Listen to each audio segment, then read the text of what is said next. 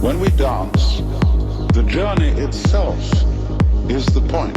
When we play music, you will simply become completely absorbed in sound. And therefore you will find yourself living in an eternal now in which there is no past, and there is no future, and there is no thing called difference between yourself and the world of nature outside you. Welcome to the Think Space podcast with myself, John Staskowski, and Danny Massaro, where we discuss human nature and the practical application of philosophy. To find out more about our cohort course and membership community, please head over to www.thinkspace.academy. We hope you enjoy this episode. This is red. This is green. This is something. This is nothing. This is solid. This is space. Between yourself and the world of nature outside you.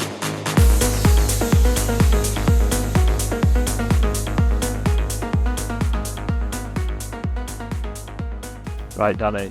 Yeah, the focus this episode is going to be the topic of, or the theory of, or maybe even the philosophy of bullshit, because it is quite a growing field of research, and philosophers are kind of tinkering with it and playing with it and having a look at it. So it's a legit field of study that we've talked about for ages. I've done a couple of studies on it and written a couple of papers on it, and we've bounced it around between ourselves, and you're not a massive fan of it compared to me, so it might be an interesting chat to have. But just to introduce it, this topic really emerged from a guy called Harry Frankfurt, who was a professor at Princeton in America, and he wrote this really short tiny little book. I think it's only like 65 pages or something like that. It's a really small little book that he wrote in 1986 called On Bullshit, and he basically introduced this whole area where it's again one of those words that we all seem to use and we all seem to know what we think we mean when we say it, but no one's ever really studied it or looked into it in any depth. So that's what Harry Frankfurt started to do with this book. And one of the most, this is like the opening line from that book, he says, one of the most salient features of our culture is that there is so much bullshit. Everyone knows this, each of us contributes his share. That's how he opens the book. And it's a really nice little read, it's dead quick, but he does kind of open a can of worms really on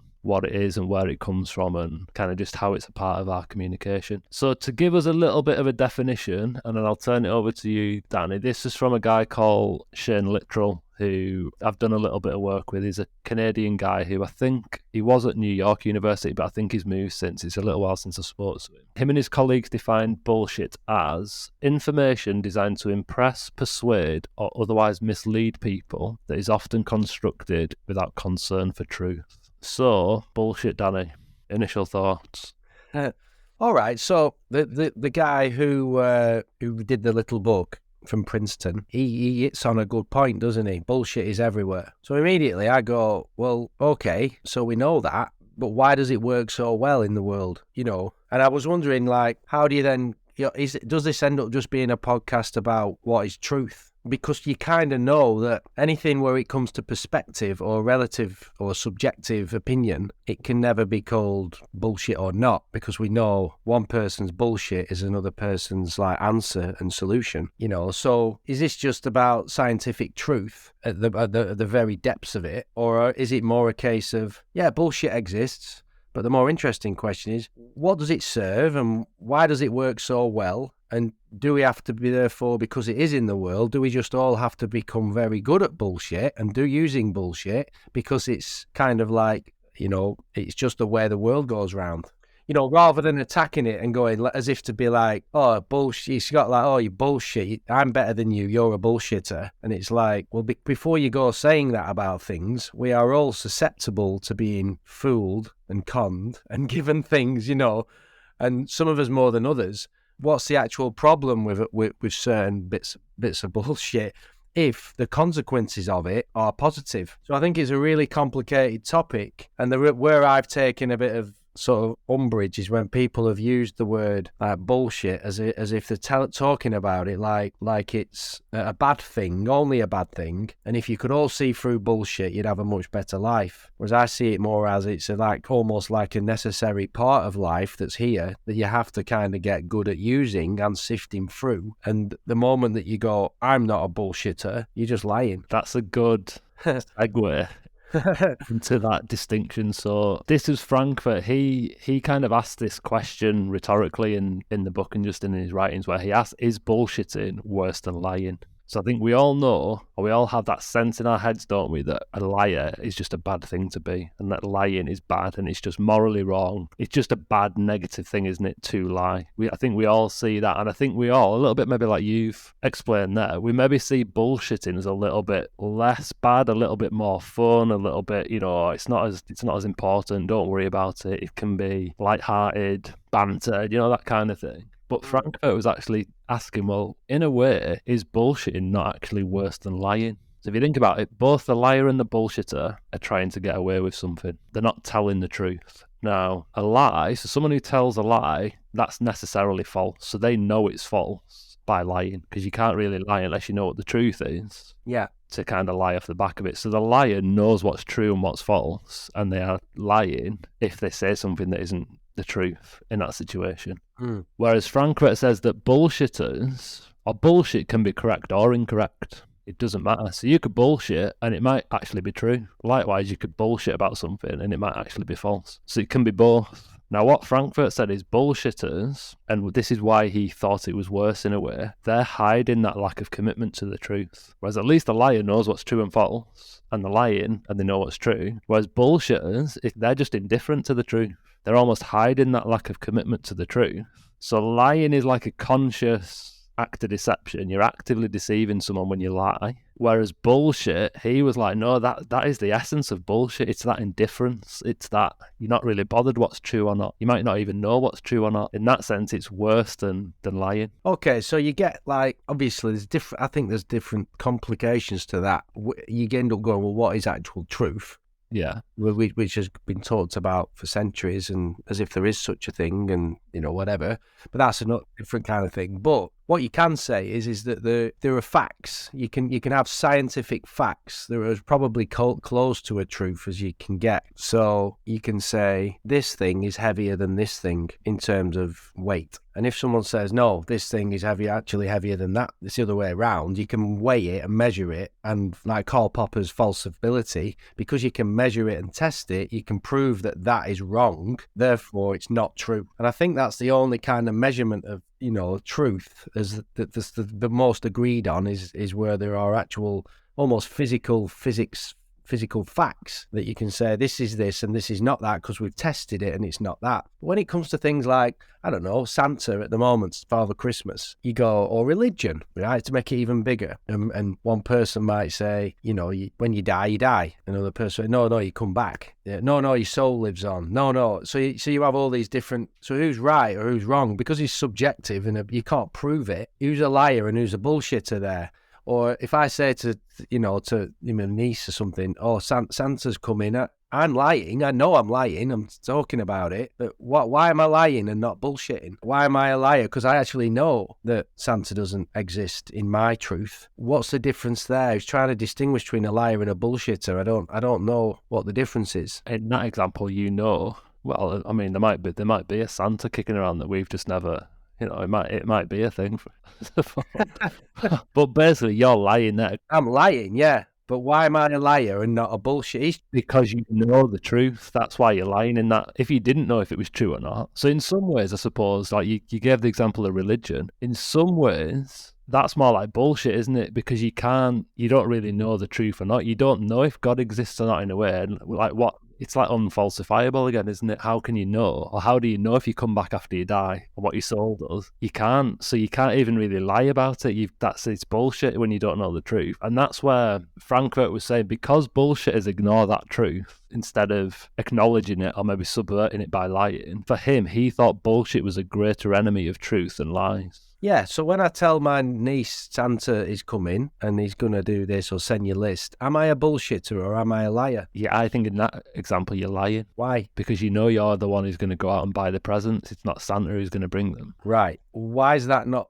Right, okay, so when a salesman who's selling you vitamins knows that or believes that the vitamins help you, they're like, definitely, 2000. I've read a book and they work for a vitamin company. Are they a bullshitter or are they a liar? I would say that's more like bullshit because, I mean, for example, it might be that Because it's still open to debate. it's maybe it's impossible to know the truth. So it might be like, actually, yeah, these tablets do work. Right. But it's maybe because it was a placebo effect. It wasn't because they had a particular ingredient that has a Yeah. particular impact inside your body when it's absorbed or something Yeah. like that. So they might work, but he doesn't know why they work. So he goes, oh, yeah, they'll do this. And that's more akin to bullshit than lying. Right. I get it. So a bullshitter believes what they believe and tells you what they believe, even though they don't know for a fact, because they're like, it suits them to pass that information on. Exactly. Whereas a liar, it does suit them, but a liar knows for a fact that the vitamins don't work. So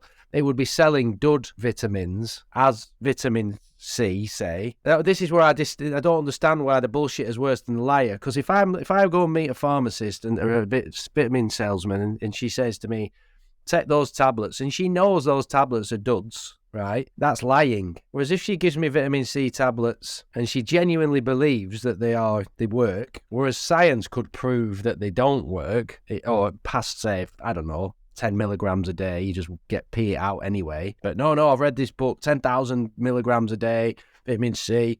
It's the way forward. I've read the Optimum Nutrition Bible. This is what you've got to do. This is what my guru says. They totally believe that. That's worse than the liar, is it? Like the preacher who just believes in God or something. That's worse than the person who knows, if they could ever know, because the liar is aware that they're basically doing you in, whereas the bullshitter is convinced they're not doing you in, which overall leads you down a bad path. It might not be that they're not convinced. They might not know. This is where it gets philosophical. So the key word is truth, isn't it? We live in a kind of a society where morally and ethically we perceive or we view truth as a good virtue. So truthfulness and honesty is a good virtue that we should all value and kind of try and stick by. Yeah, and that's why for me it gets philosophical, because I think you obviously come from, let's say, like a coaching perspective, and you might think, right, well, if I tell a player this, or if I convince them of that, and you're bullshitting, you don't know either way, but you say it because you think it might help them. Yeah. And it worked. In that context, it's good, isn't it? It's like, well, I've got the outcome I wanted. I wanted them to improve, or I wanted them to like feel better, or you just help them in a particular way.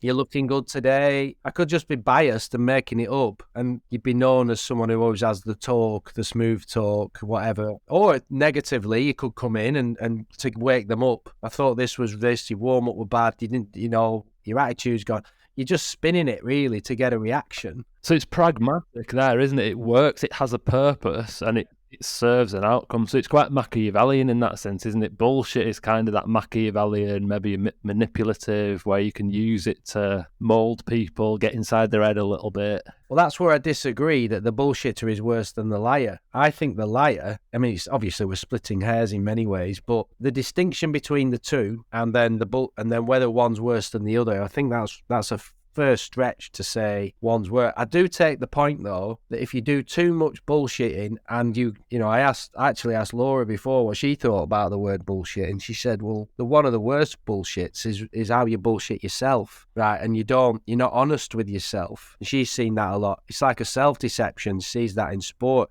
So you're constantly convincing yourself of things. You're bullshitting to yourself. She said that can be a survival thing sometimes, because too much truth is too hard to take. I learned that as a coach early on. I was very pragmatic and would give my sort of harsh truths, really.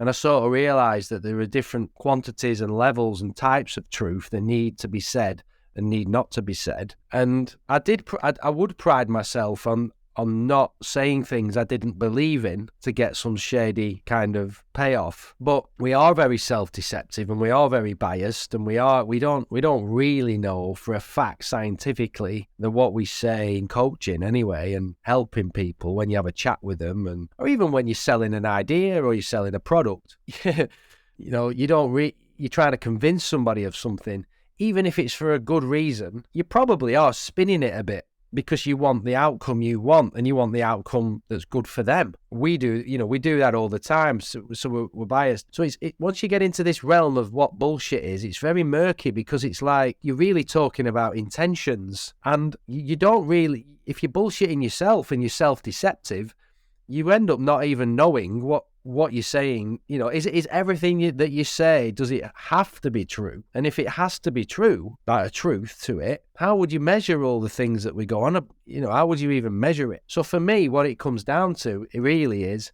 it's like bullshit's in the world. We're all bullshitters. We all lie. There's bad lying and there's bad bullshitting and there's good lies and good bullshit.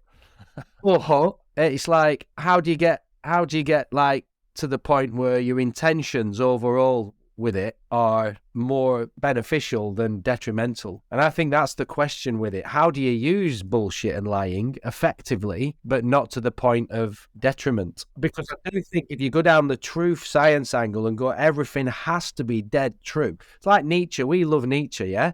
And his saying of what doesn't kill you makes you stronger, right? Now, he probably meant that. If you've had your legs chopped off in a freak accident, that doesn't make you stronger. You're not dead. Now, he might go, no, I've got a counter move. It makes your soul stronger and your mind stronger because you come through it. And it's a philosophy that works if you take that forward. And it's all right, well, then you lose 2 more arms. Oh, yeah, let's carry on again. Another unlucky accident. Are you bullshitting it? So suddenly you're going, what are you on about? What kill? Or a more fatty? Totally love your fate. Everything that's ever happened to you, it's part of the tapestry of a beautiful life. And you're like, oh, I don't know about that. I mean, it sounds good on paper and it's a nice philosophy, but so do you call Nietzsche a liar and a bullshitter, even though he's very profound? I think we have to be careful when we start calling out bullshit and lies. That's all I'm saying. Can you remember though, is it Kant's the categorical imperative? Yeah. Immanuel Kant, isn't it? So that whole thing was based around there's just no way around it. It is a moral good to tell the truth no matter what. And I think his famous example was the Axeman, wasn't it? So if someone knocked on your door with an axe, yeah, and Laura's upstairs and says, "Where's Laura?" You'd obviously go, "Oh, she's not in. She's gone to the shop or something." Whereas Kant was like, "No, categorical imperative. It's always good to tell the truth, no matter the consequences." Yeah, and I suppose it emerges from that, doesn't it? It's like, is that genuinely an inherent, just a no holds barred? It is always a good thing to tell the truth, because if you believe that, then bullshit is bad. Yeah, but it's like there are various things. Well, you know, there's obvious things like Laura is in the house upstairs or she's not. So it's easy. That's a yes or a no. But a lot of the things we talk about in life, we're talking about subjective things rather than easily measurable, quantifiable things. But you're right. You know, that's Jordan Peterson was an interesting one where I liked it. One of his rules was tell the truth, or at least don't lie. If you're kind of self-deceptive and you lie and you're lying you're just spinning it and you're just always lying, and someone sends you a message and you don't, like, oh, come round for tea. Yeah, I want to see you. And you're like, oh, God, I don't fancy that. I'm just going to lie. I'm just going to say, oh, I can't. I'm going out somewhere else. He would say, no, don't say that. Just ring them and say, I actually don't fancy coming round, or like tonight, I've just settled that. Don't lie. You don't always have to tell the actual truth, but don't lie. I think that's a middle ground there, because I think that if you're just a constant truth machine, you're almost in that high bipolar state of like rock star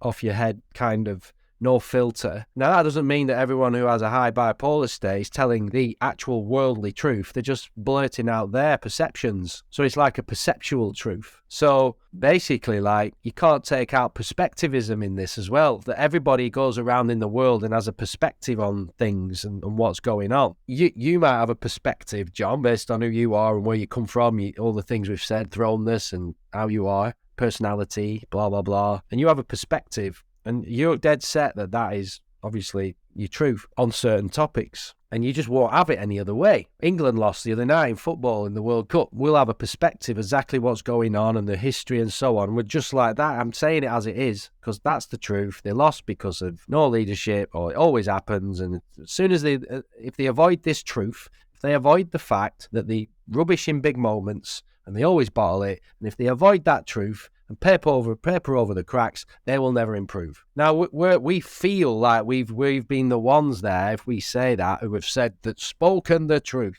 But we don't know that's true. We don't actually know that. It's just that we're convinced that that's the truth, and we'll dig around for evidence and so on. It's our perspective. So I think on most things that we talk about around bullshit are really just really real people with solid certain perspectives and biases, and they're so convincing in it that we often fall for it. But in a way, all perspectives are bullshit if you're going by the fact of they're not an absolute scientifically proven falsifiable truth. So Frankfurt took aim at that as well. So he wasn't really explicit about it, but he's a big, you can tell just within his writing and certain things that he says, he's not a fan of the whole kind of postmodern, there is no truth, it's all relative, everything's subjective, it's your own perspective. And he actually called that himself, or he hinted at that itself being bullshit. So if you just resort to, oh yeah, but it's like, that's your perspective, everyone's got a different lens on the world and blah, blah, blah. He was like, no, if you kind of resort to that over fact, so that kind of relativity and subjectivity, he was like, that's bullshit in a way as well. I think a word that he uses that I quite like is sincerity. Yeah. If like you're describing that, if you're saying something and you genuinely believe it, so like when you were talking about Southgate or England and like the reasons for and why not and stuff, if you're sincere in those thoughts or those perspectives, I think that's kind of all right. It might still be bullshit in a way because you don't know for sure, but it's a sincere perspective. It's coming from a genuine place of, right, well, this is what I saw, and based on that, this is what I think. There's a sincerity to it. I think that's a good way to look at it. Like, likewise, when you're helping the player and you maybe go, do you know what, your training's a bit, it might not be, just saying it because you know you're going to wind them up and get a reaction. There's a sincerity behind it because you sincerely want them to improve and get better. And what I'm saying is, I get that, and it's integrity. When we learned our NLP, it was like, NLP, the perfect bullshit slime maneuver to con people, or used with integrity, it's an amazingly helpful tool. So sincerity, integrity, but you still have a perspective, so you have a sincere perspective of yourself. Like, I am genuinely doing this, genuinely to help you. And I'm telling you that this is, but it could still be bullshit. No, I genuinely believe God exists. If you take something like wine tasting, like, wine connoisseurs, this wine's worth £500, this one's worth 14. That's the famous one, isn't it? Is it bullshit? Now, I think the thing is could it be that some beliefs are relatively true while others are absolutely true? And I think the postmodern thing you say, yeah, it's slated when it's taken to the extreme. If there is no actual truth in the world and it's all made up and all perspectives, that's dangerous, because clearly there are, like we were saying earlier, facts and science, and there are things like that Laura isn't in the house or Laura is in the house. We can't go, well, it's just my opinion. Yeah, she's there in that bedroom, but it's just my opinion. She isn't there. That's dangerous. That's where life's a simulation and everything's just made up and we don't even know what's real. Then you're going into sort of like, well, what is reality? Never mind truth. So you can go on and on and on and on with these sort of digging down into this language and questions. But I do think that we all have an outlook, a point of view, a perspective. And we do genuinely believe, for sanity's sake and survival, that is, we're sincere with it. I think when we don't leave room for other perspectives and we bulldoze people with our only approach. So you get obsessed that, you work for Mercedes and it's like, no, this is the best car. You work for Tesla. This is the best car. This is the best company. This is the best leader. And you're almost brainwashed, but your integrity in that, you can't, I think that can get a bit dangerous. You can get into a new book or a new philosopher or a new idea, and you genuinely, a new yoga leader or whatever, or a spiritual guru, and you're genuinely, sincerely telling all your friends that this is the way to live. And you're just like, no, it is. It's like, you need to do this breathing, you need to remember this, and take a bigger picture perspective on life, or take a Heideggerian perspective, But you could end up, if you're not careful, if you don't realize that even though you're sincere and got a lot of integrity, and you genuinely try not to bullshit about Eckhart Tolle or about, Tony Robbins or Elon Musk, and this is the man, this is phenomenal. You've got to be careful. You've got to be able to still go, yeah, but I'm bullshitting a bit about that because it's my perspective. Like, I know I'm getting carried away with this, but I think bullshitters can be sincere, but still have a negative effect. So I think that some bullshitters can be insincere but have a harmless effect, so you just laugh it off. So I think it's always comes down to me, rather than, there's intentions, but I think it also comes down to the consequences of the information that we might call bullshit, or the beliefs. That's how I think. It's almost like, what are the end bottom line consequences? We'll never know that because it reverberates through time. But what are the actual deep consequences of telling my child that Santa existed, or that babies came from storks dropping out of the sky? Where's the line where it becomes a bit, it's like 23 years old now, you know what I mean? Like where they've kept, you read books. I remember reading a book called Educated by Tara Westover, the Mormon community. And she was kept in the dark by sincere bullshit about herbs and life by her family till she was about 23. And when she entered back into the real world, in a way, or back for the first time, started roding in her wings and got educated. That's what the book's about. And she couldn't believe it. Was like, oh my God, my parents kept me in this sort of like cocoon of belief till I was this age. All our family was brainwashed into this thing, but it actually wasn't insincere. They genuinely thought that all this stuff was like true. So she was left with this thing of, they messed me up basically for her life and held me back and made our life very difficult, but they didn't mean it. And they were actually convinced that they were doing the right thing, my parents. So she was left with this, well, are they liars? Are they bullshitters? Are they nasty? Are they good? And I think that's the thing. It's like, well, the ultimate bottom line consequences, you would judge the parenting on, well, she ended up very depressed, or I think it's a hard topic when you're looking at consequences and intentions. I want to come back to receptivity shortly because I think that's important to what you said, but this may be a good place to mention this. Let's call them two types of bullshitting, and then you can maybe think, well, how do they differ in that scenario with the parents? So, all right. Persuasive bullshitting, that's one type, and this involves attempts to basically impress, persuade, or fit in with others by exaggerating, embellishing, or otherwise stretching the truth about one's knowledge, ideas, attitudes, skills, or competence. Right. That would be persuasive bullshitting. And the other main type is evasive bullshitting. You employ evasive bullshitting when responding to inquiries where direct answers might incur negative social costs for oneself or others. So, two examples of them I think of recently. If anyone's got the finger on the pulse of like health, online health and stuff, Liver King has been like a really famous guy lately who was living this ancestral lifestyle and he's just like unbelievable physique. I think he was in his late 40s, sells a load of supplements and stuff. And basically the question was always, was he on performance enhancing drugs or not? And he swore blind he wasn't. And anyway, he got exposed recently and it came out he's been roiding it up to the gills basically. So he's had to like come out and confess and stuff. And I think that was a great example where a lot of what he did was just persuasive bullshitting. So a lot of it was around like exaggerating, embellishing. So he's basically embellishing how effective the diet that he eats was, how effective the training regime that he did was. Obviously, he's had to work and he's put in the graft. You don't get a body like that just by taking a bit of testosterone or something. But he's certainly stretching the truth around his competence and his skills and all that, because he's trying to get people to buy into his brand and like do what he does, copy his lifestyle, buy his products. That for me is persuasive bullshitting around a lot of that stuff. Evasive bullshitting, that's maybe more your classic politician, where you see it all the time in like press conferences. They'll get asked a question and they know that if they answer it directly with like a yes or a no,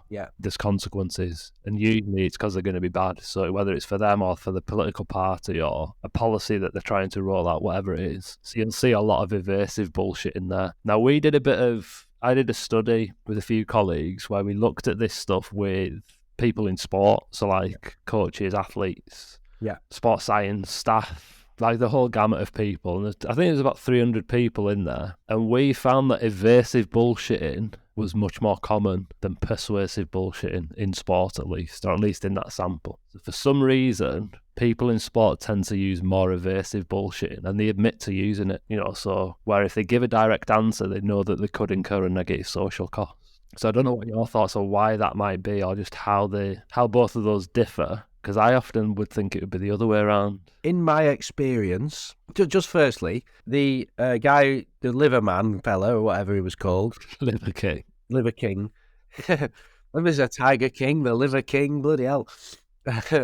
he was a liar because he was lying about the steroids, and he was a persuasive bullshitter. He was bullshitting about the other stuff. Yeah. Then if we'd have asked him whether he was taking steroids and he kept moving the subject somewhere else, he'd be an evasive bullshitter as well. No, well, he just flat out lied about that. So he was asked on loads and loads of interviews and podcasts. All right. So he didn't even bother with evasive bullshit. He just would say, I'll answer your question. No, I'm not. Yeah. Which is what a lot of people do, don't they? To stop having to keep answering, they'll just lie. Lance Armstrong back in the day. Classic. Yeah. You don't even need to be evasive because it's just a fact. I am not. He just lied. Yeah. But he was trying to persuade with his other bullshit. Yeah. The real reasons is this jacked, 46-year-old unit is that. I think where we can take this discussion for the listeners, for me, is how do we help them deal with persuasive bullshit a bit better and spot it because it's biased over the top. You know what I mean? Now I've kind of established in my own mind,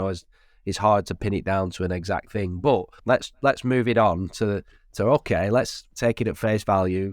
Let's simplify it. Let's not make it too complex. Yeah, people lie, they bullshit, they exaggerate, they sell you things. How do you protect yourself from that a bit more? Because the world's full of it, particularly marketing and people and so on. But for me, in the coaching bit, it doesn't surprise me at all that evasive bullshit is higher than persuasive bullshit because the best coaches I've seen, which are rare, are I would say, very low in evasive bullshit. So the best coaches that I've ever personally been around, the ones I've sort of lived with and watched and picked up on and, not really researched, but been with, they're straight talking. They're just bang. They're not frightened of upsetting people. They don't want to upset people, but they'll just give it. They'll just say, well, you lost that match because of that. Or, yeah, well, I get it. But at the end of the day, if you'd have done that differently, you probably would have won. Or they'll say, no, you lost there. The better player won. Go and congratulate them. You were out of their depth. And players are they're almost starting to bullshit themselves with excuses and stories and, like we do for protection, why the world's been hard on us. And I think a really good coach, without being like, I'm not talking about the nasty, aggressive, angry. They don't necessarily do it angrily. They'll just go, well, in my opinion, having my experience watching that match there, which preempts that they are probably, is their opinion and they have a perspective, but it's based on experience. So it is debatable what I'm saying. I'm not saying it's not bullshit or not, it's truth. I'm just giving you, in my experience of being around here, and I know I'm emotional at the moment, but maybe we'll talk about it in 2 days and we'll analyse it a bit more to get a different angle. But right now, you lost that match because you went soft, or you lost that match there because the other person raised it. There was nothing to do with what you did, and I've seen it before. You've just come up against a good player, unlucky. And they go, poof. They'll give you an opinion straight away. They're so confident they don't need to be evasive, and they're so confident they don't need to press it home and join in with the excuses. Now, sometimes as well, if there is bad refereeing and there is a genuine bit of bad luck, they'll also say that. I agree, the referee was awful and the referee lost you that match. However, next time they'll do it again, so how are we going to react? So again, it's like, it doesn't surprise me that in your common population of sports people that need to keep the job and want to be seen as not too disruptive and who don't have the confidence, it's not surprising that when the heat comes on, they evade, they don't have the confidence to express, like, this is what happened.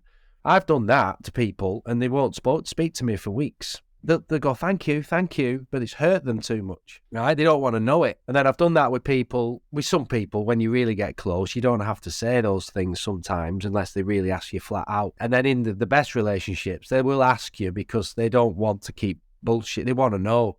And they trust your truth because you're not frightened, so you're not evasive. You will say how you feel. And they will take that as your opinion, not necessarily the actual truth. And maybe they'll go to other people they trust and take their opinion and come to a sort of consensus within themselves. So the player has to be self-reliant, ultimately, and come up with their own version of what they felt was truth because they were the ones that actually played the match. But it doesn't, so they've got the best, in some ways, best input. And I think that when people are evasive, you can be evasive with yourself, can't you?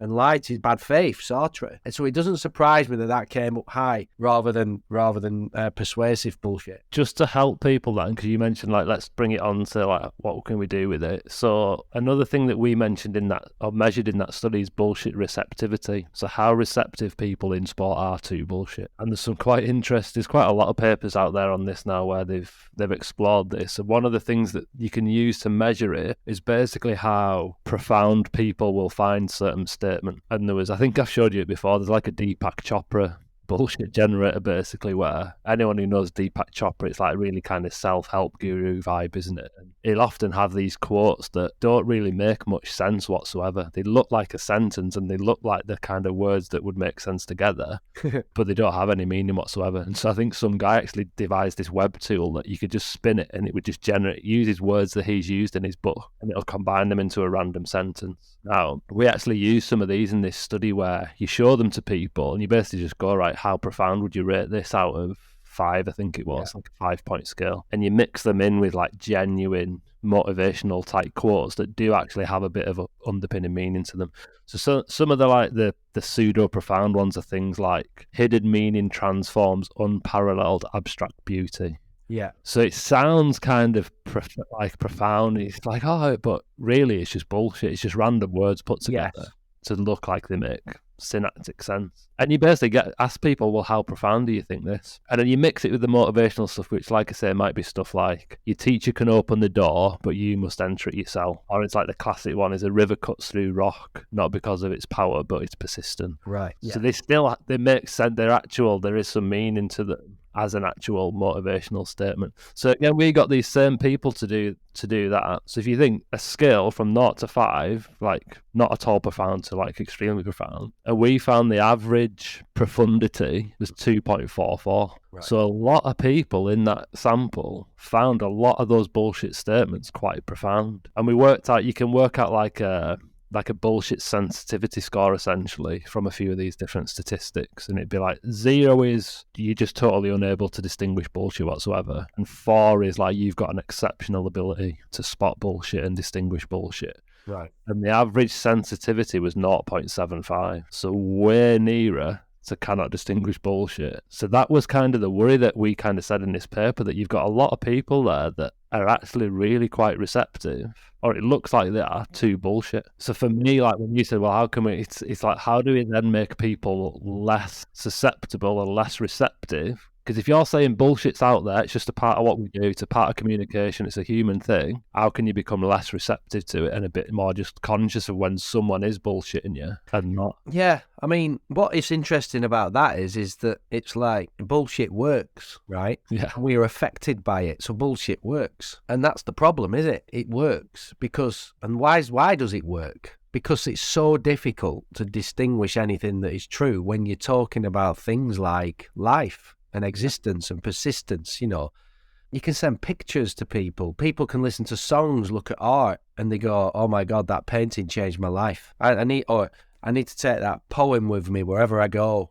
It speaks to me. And you're like, well, it's bullshit. Someone made it up in AI, or it's just like the guy who made it, he was actually, you know, I know it was William Blake, but at the time he was on drugs, and it was his reject piece that someone pieced together back to front. And you know what? You've got low bullshit receptivity, you idiot, right? And it's like, well, no, to that person, that poem that's been hung on the wall or they carry in the purse has just meant a lot. So what's real? This is what I mean about the actual consequence of the comment. And this is the trouble when you, no disrespect to you guys, but when you've gone to try and measure bullshit, you've ended up basically not finding anything out, because apart from, in my opinion people find it hard to spot bullshit. Which is like, yeah, of course we do. So like you could look at your attempt to even measure that with these quotes and go, well, what a load of bullshit that was to do. Even you now think about it, don't you? You go, what were we trying to do? But at the time, when you actually did it, it had a lot of meaning for you personally and made you think, right. So this isn't going back full relativistic perspective again. But so I think the way I would prefer to see it is go, oh my God, I am as like every other person out there, as susceptible to bullshit as anyone. So what can I do? Well, maybe what I can do is think twice when I read something. Maybe I used to read a book and go head over heels with it. I think what happens with bullshit in some ways, if you will, it's a bit like the neurochemistry in your mind as well. If you read something or watch something that you understand, you get high. So if you read a quote and you can go, what that quote? And it sounds profound, or someone who's supposed to be a really high on the hierarchy in that area, like an author or a researcher or a doctor. So because I'm a doctor now, with the PhD, and if I say now, it's the Wizard of Oz thing, isn't it? If I say to someone, listen, I'm a doctor of philosophy, and come up with some strange philosophical statement to a player, they're going to go, yeah. Thanks, Danny. I understand that. Just the fact that they can understand me. And I could even say, yeah, a famous philosopher said this. I won't tell you who, but, I could go, well, it was me as a joke, but leave it with them, eliminate the fact. So I'm bullshitting or lying. They then go, oh, like, I understand that. They're susceptible to it. So I always think when you understand something mentally and it goes in really quick, you fall in love with it. You can read a novel and you're like, I'm getting this, or an argument in anything, and it's almost like you might disagree with it, but you believe in it in a way. You believe in the way it's been argued because your brain's understanding it, and it makes you feel clever. So you're seduced by the fact that it's going in your head. You're like, it's making you feel clever. So I think that's the thing with bullshit. I think a lot of it is seduction. I think what we're easily seduced. You are, definitely. I know that. I am, definitely. We'll read a new philosopher or a link or a new page. Because we get it straight away, and we hear a podcast, we're like, oh, philosopher of the year, this person, or best. And all you can see in your world for the next week is Simone Weil or Heidegger or whatever. Because you're seduced by it. So, but it could be bullshit. So I think the thing is like before you get sold things, before you get conned, before you get sold, unless you like that and you want to be, and you kind of relax and allow to be you like to be bullshitted and played along a bit, which is harmless stuff. I think it's about thinking twice before you go diving in. So I studied, for example, personality profiling, the Enneagram, and at the time loved it, thought it was amazing, and it actually really helped me and my wife and a lot of people as our relationship. It helped individually, it helped coaching. And then after a while, I was a bit like, is this as true as I thought? Or are we just sort of making it up? Are we just sort of like biased and seeing things that aren't there because, like star signs? Is it just the same as star signs? Personality profiling and all this? No, it's not. And then you leave it alone and go somewhere else, come back to it, look at it, and you're a little bit more suspicious of it, that it's not as true as you thought it was, but it's still useful. And I think that's the thing. You've got to be uncomfortable with the fact that it could be right, it could be the answer, and it could not. I've bought loads of vitamins this week based on some medical blood results. And I'm like, really? Are they really going to help me? Or have I just been sold by some unbelievable marketing from some random... It suits me to get it anyway. I probably know it's not 100% true. It could be 50%. Whatever works. What's the worst thing that can happen? Might as well take it. It's not going to skint me because I can afford it. Blah, blah, blah. You know what I mean? They're probably bullshitting me a bit because they don't know for a fact that that's going to make me well. But I've gone into it with my eyes open, let's say. And I think rather than that having some sort of anti-bullshit score, I think because as well, I could be fooled and bullshitted blindly by a magician or by a marketing person or by a sneaky person who's so sophisticated at bullshit and lying that I would never see it coming. But in this area of my life, I can spot it quite well. So we all have blind spots. And this is the art, isn't it, of seduction and all these psychology and all these things. Fooling the person that think they can't be fooled is easy. I'm amazing at spotting bullshit, and well, there's always a way through. So that's how I see. But in basic terms, it's just keep yourself on your toes and don't be too paranoid as well that everything's bullshit. Because it's nice, isn't it? Some jokes and stories and buying things because you thought and laughing at yourself. But again, if it gets detrimental and addictive and really bad bottom line things, and I don't, you've got to like rein it in and get awake. It's definitely raising awareness of it and just being, like you say, for me it's like that having a second thought, not just taking stuff at face value, which is kind of obvious in a way, but a lot of people don't do that, do they? They're just like blown away by whether it's an expert or it's like whoever. But it does, like, a lot of the research does show that, so those guys have gone into a lot deeper than we did. People who score higher on bullshit receptivity tend to be way more susceptible to like conspiracy theories, like fake news, misinformation, all that stuff. So it is like one of those things, if you're not aware of it, it can be causing you issues. But definitely, like, this is a human thing. We're all bullshitters. But I think it's better to be aware you're doing it than just in this dream world of, like, like you were saying, Laura said about bullshitting yourself, because you can end up believing your own bullshit, and before you know it, you're like 6 layers deep and you don't really know what's true anymore and what you did think about that, and then whether you did do this or not, and you end up chasing your tail trying to keep up with all the bullshit that you've been spinning to kind of survive. One tip that I think is good is find a friend who will straight talk with you. Yeah. Me and you are like that, aren't we? We have some really good straight like disagreements in a way, but not what you would normally think of. We'd just say, well, I think this, well, I think this, well, you're wrong with that. Well, I'm not, and we are, we're a bit like we're doing here in something. And I think if you've got a mate who can call you out on things and just say it, and you don't take it personally, and you actually enjoy and you like the fact that you'll go, what do you genuinely honestly think about this? And they say it, you know that that's them just giving their opinion and it's not the total truth. As long as they're not acting the role of the truthful one, that can be another thing that, me, I always say as it. So they're always looking to say the opposite thing just to be the awkward type, that's not it. So you genuinely can go to some people who can call you out on a few things, and it hurts. When someone goes, no, it's this and it's that, it hits you in your heart or your chest. It's like, because it's like a block, because you're going along in bullshit flow, and it's easy, isn't it? As soon as someone brings a bit of alertness to that and says it, no matter how wise you think you are, it does make you like, and sometimes you can snap. If you're emotionally off, we can all snap, so if you're stressed in that moment, you just go bang, snap. 10, 20 seconds later, you can go, snapped at that, what were I doing? But still dig in and fight your case for a day and then just apologise. But basically, like, when someone can give it to you like a bit more like, this is genuinely, I think that's a bit of crap. I've read around that topic myself, or I used to think this. And then sometimes I've got another friend on the opposite. You've got one of those friends or two of those people, but then you need some other friends that just say, well, you don't know, find out for yourself. As long as you don't go off on some silly, massive financial expedition, why don't you just, you read those books, you go and read those, you listen to that person. I don't think they're very, very good. I think they're full of shit. But you do it for yourself. You go on, because it could help you, not for me. You're not aggressive and like, don't do it.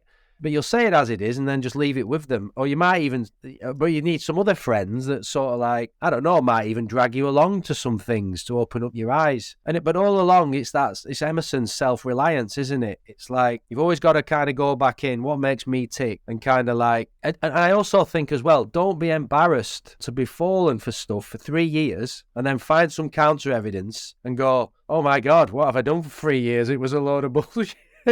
Or I bought that bed because they said it was this and that, and I spent $3,000 on it, or a mattress and all this wine, and it was a rip-off, and it was Peckham Spring. It wasn't real water. You've been drinking your 400 quid wine and your $3,000 mattress, haven't you? Yeah. Like, we have a gin cabinet full of brilliant, all these exotic gins and things that Laura loves, and she was into it. And Boiler Man come round the other day, and he's like, bullshit, nothing wrong with bloody hell, Tanqueray, and there's a lot of con. Gin's a gin. Go to Lidl and Aldi, and they'll do you one for 15 quid. It's a gin. And you're like, yeah, all right, Rob, that's you. Which I really like about him, he's down to earth and says it as he wants to say it. But there is a counter to that. No, actually, in our opinion, they do taste better, and we've tried a few, But there is a bit of truth to what he's saying as well. And what I mean is therefore, well, do you stop buying all these fancy gins? Because, yeah, all right, you might be getting ripped off, but there's something about buying them, purchasing them, collecting them that's more than just whether or not it's actually a better quality gin. There's something more to the wine taste. Do you know what I mean? If you're part of a bullshit scene, there's other benefits to that rather than it's just a load of shit. You know, hitting a golf ball around the golf course is just absolute bullshit, but we love it. This is maybe like for me where it's a good place to end it. That's where, like when you just said that, I think that ties back into the bad faith stuff. So I think bullshit becomes a bit of a mechanism for people to be in bad faith, like the whole Sartre's thing again. If people go back to listen to that episode, where it's part of the role, isn't it? So certain roles have certain lingos and just certain ways of beating. Yeah. And you put that uniform on, and you're happy to bullshit and just. Yeah. Be bullshitted sometimes by the other people in that sphere that are also bullshitting you, because you're all in bad faith and you just kind of act in these roles and you just accept it. It's like, yeah, I kind of, when I get home and take the uniform off, I know that we were all just talking shit all day. Yeah. But you kind of accept it, and it's kind of that bad faith again where you maybe just let people away with stuff where you maybe wouldn't if it was you and your mate sat in your house. But if he was at work with his workmate and they're chatting about, he just lets people away with it because it's just part of the... Yeah, it's like ceremonial things at a golf club, isn't it? There's the ladies' vice captain's car position, that she's on the board, this is... You look at it from a distance, you're like, what are them lot going on about? You know, there was a graduation yesterday and all the ceremonial pomp and... You just go, well, it's just a massive... It's just ceremonial and stupid. Or you can look at it and go, yeah, but these people are finding a lot of meaning from it. It's kind of nice. So you can always look at things from a bit of a cold, scientific, brutal, it's bullshit. But if it's a game that you're playing and you kind of know, then if it's harmless and it's quite, in some ways, meaningful, then there's nothing too much wrong with that. Then it's also, if you start accusing everybody of falling for bullshit here, there, and there, then you can make life dull and black and white, and it just ends up some flat land of science. You take the colour and magic away and the wonderment and mystery. You know, I love watching all those old films around Jesus and myths and Greek stories and Jason and the Argonauts or Charlie and the Chocolate Factory and all these types of... Charlie and the Chocolate Factory? No, but you know, it's like... That's never been put next to Jason and the Argonauts. But it's, you escape for a bit and you're conned and fooled, and, you know, rather than just someone could come in and go, oh, bloody, look at that, you know, it's rubbish and you should watch a proper science documentary, and it's not. So you don't want to become that person who's just to that. But I do on a really simple level with marketing, and especially in sports, there is a lot of stuff out there where they're just selling you shit and they know they are doing it and they're ripping you off, or they're spinning you lies and they're just keeping their own jobs and telling you what you want to hear. And I suppose you can only get a sense as you navigate through your levels of your life about who's pretty straight with you as best as they can be and who's really full of it. And so for me, it is about like navigating your own life, and because it's always coming at you in different forms. You're part of it yourself, and people are trying to spin it on you a lot and lying as well and things. So I suppose it's just keeping on your toes without getting paranoid and still leaving room for fun and to go with some of the crap and bullshit, you know, join in. But if it gets detrimental and bad, then you have to like be able to like stop it and have that wisdom to go, that's enough now. That's enough of that. I'm stopping with all that sort of purchasing that they've told me is going to make me happy. You know, I'm moving on from that. Right, should we stop there then? Yeah. What a load of shit. Yeah, so one thing that we thought we would add on at the end there that we forgot to mention, one thing that Frankfurt says in his work and why he kind of justifies that there is so much bullshit in the world is that, especially in the modern day, in the internet era where we've got access to so much information and so much knowledge, and we get exposed to so much stuff. What Frankfurt was saying was that because of that, we feel like we have to have an opinion on everything. So if someone asks you a question, like, what do you think about this, Danny? Or what's your thoughts on that? Like we were saying earlier in the podcast about the England game, you feel compelled to have an opinion. And that's why Frankfurt thought there was so much bullshit. You can't just, it's not trendy or it's not seen as a positive thing if you say, I don't know. Especially like when you see it in politicians, for example, they're negatively viewed if they say they don't know. You have to have an opinion. Now, if you don't know, you've maybe never seen anything, you've maybe never come across it before, and someone says, oh, what do you reckon about that, Danny? You feel compelled to give your opinion. So that means often you'll just bullshit because you'll say something that you kind of think that you don't really know, but it gives you something to say. And Frankfurt thought that was why there is so much bullshit in the modern era. Yeah, I see that a lot on like with people who like there are a lot of people are politicians, aren't they, on Twitter and things like that. I don't really do any of the other stuff, but see it on Twitter. People suddenly they have to have an opinion about the news and everything that's going on. Where I'm asked about sports sometimes and results, I sort of have my sort of sports coaching psychology head on and chip in with things that I think are true. But yeah, I don't really speak about politics or anything. I don't know. I wouldn't really know about that. You know, I don't really have anything interesting to say on it because it's just I don't know. That takes a bit of confidence, doesn't it, to sort of know your limits. Whereas, yeah, a bullshitter, yeah, actually, when you think about it, you get around them and they know everything about everything, don't they? You know, they always have an opinion on everything. You're thinking we can't possibly. So it's like not only is it bullshit that they probably never studied anything very, very narrowly and deeply, so they've never found out that actually things are very complex when you go right down into them. So you just keep your mouth shut a bit, you know, until you have an opinion. So everything's just filled with basically like this without knowing that, everything's just filled with conjecture and opinion that they tell you convincingly or raising their voice or with emotion, and they tell it you as facts. So maybe that's what we need to do. That's the tip for people. We need to bring that back. People been comfortable and confident enough to just go, do you know what? I've never really thought about that. Or, yeah, well, I saw this on the news the other night, but do you know what? I've not thought about it too much. I'm not quite sure. I don't really know. That's what you need more of, innit? You could almost go, for conversational sake, you could almost go, yeah, you know, well, I kind of like them. I've always followed that party and I didn't really agree with that thing they said the other day. To me, they looked a bit stupid. But yeah, what do I don't really know, do we? Yeah. But, oh, well, you know, just you say it like that rather than thinking, yeah, you always have to have an opinion on everything, yeah. You definitely feel better when you're like that. And you definitely feel better. There's times where I've felt compelled to have to say things and you know you're making shit up as you're going along. It's a horrible feeling. You know, when you start, often that might be, say, for example, I don't know, I'm thinking, say like you give a conference presentation. Yeah. And you know your stuff and you give your thing, bosh. You're on the stage and then someone asks you a question about something kind of out of your wheelhouse that's a little bit not really related. Yeah. That takes a big kind of personality to go, do you know what? I'm not sure. When you're on a stage and you've been paid to be there and you're in front of people and they're looking at you for an answer. So I think even then you kind of, and you know, it's like you start and then you think, oh God, why did I even begin? Because you're on the roller.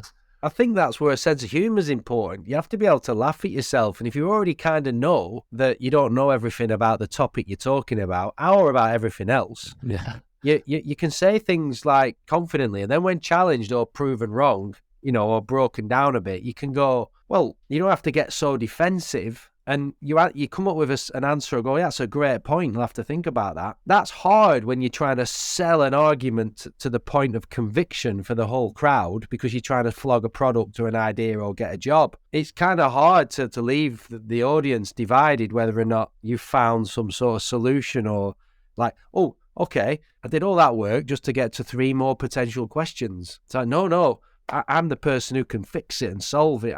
You listen to me, bud, and you won't go wrong in life. If I've got all, you know, it's hard to say I don't know, isn't it? You know, I don't know doesn't sell very well, and it's seen as a cop out. So you know when you see politicians where they do, certainly in this country, you know where they get them in front of those committees, and it'll be like 12 MPs and that one guy sat there and they're like hammering them with questions. Yeah. And you'll see them sometimes say, well, what was the thing on this? Why did you do that? And they'll often say, I'll have to get back to you on that. I'll write to you. Yeah. And you can see they're just like, no, that's a cop-out. You just like, you're weaseling out of it. Give us an answer. But they might genuinely not know. I mean, they could be copping out, but they might not genuinely know the answer. But that's seen as like a weakness. It'd be good, wouldn't it, if they'd have asked Boris Johnson, what do you think of these stats and that? And he's gone, I have to admit, I don't know. I've not read the paper. I should have done. Been busy, and but you can't. That's not allowed because you'd almost respect that more, wouldn't you? And go, oh, fair play to the guy.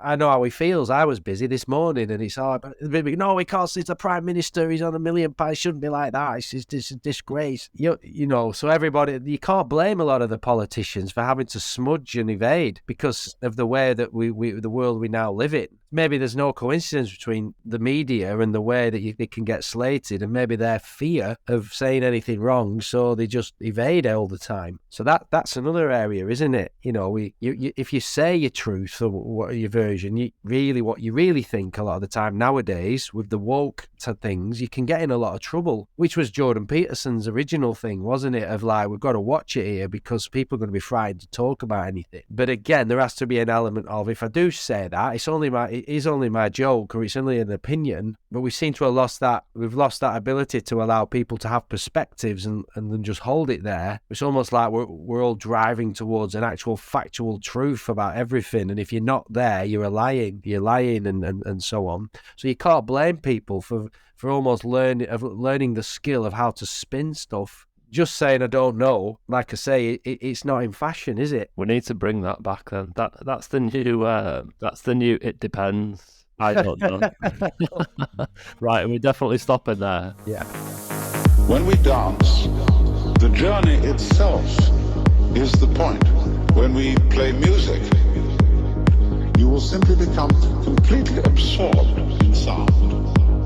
And therefore you will find yourself living in an eternal now, in which there is no past, and there is no future, and there is no thing called difference between yourself and the world of nature outside you. This is red, this is green, this is something, this is nothing, this is solid, this is space. Between yourself and the world of nature outside you.